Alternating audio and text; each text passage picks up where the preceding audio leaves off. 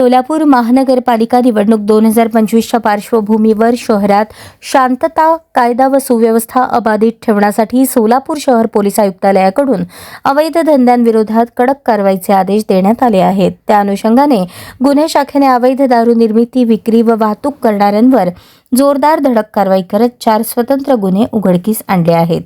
Police आयुक्त M राजकुमार यांनी गुन्हे शाखेतील अधिकारी व अंमलदारांना विशेष मोहीम राबवून अवैध मद्य व्यवसायावर कठोर कारवाई करण्याच्या स्पष्ट सूचना दिल्या होत्या।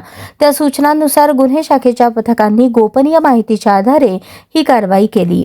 9 जानेवारी 2026 रोजी गुन्हे शाखेचे सहाय्यक पोलीस निरीक्षक शैलेश खेडकर आणि त्यांच्या पथकाला गोपनीय माहिती मिळाली की सलगर वस्ती पोलीस स्टेशन हद्दीतील मौजे कवठे येथे शेतामध्ये गुळ मिश्रित अवैध हातभट्टी दारू तयार केली जात आहे। त्यानुसार कुमार उर्फ बाबू पांडुरंग चव्हाण यांच्या शेतावर छापा टाकण्यात आला।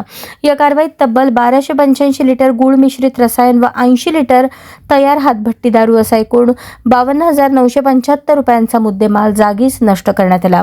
या प्रकरणी संजय गोपीचंद राठोड, कुमार उर्फ बाबू पांडुरंग चव्हाण, प्रियांका कुमार चव्हाण सर्व राहणार भोजप्पा तांडा उत्तर सोलापूर यांच्या विरुद्ध सलगर वस्ती पोलीस स्टेशन येथे महाराष्ट्र दारूबंदी अधिनियमांतर्गत गुन्हा दाखल करण्यात आला।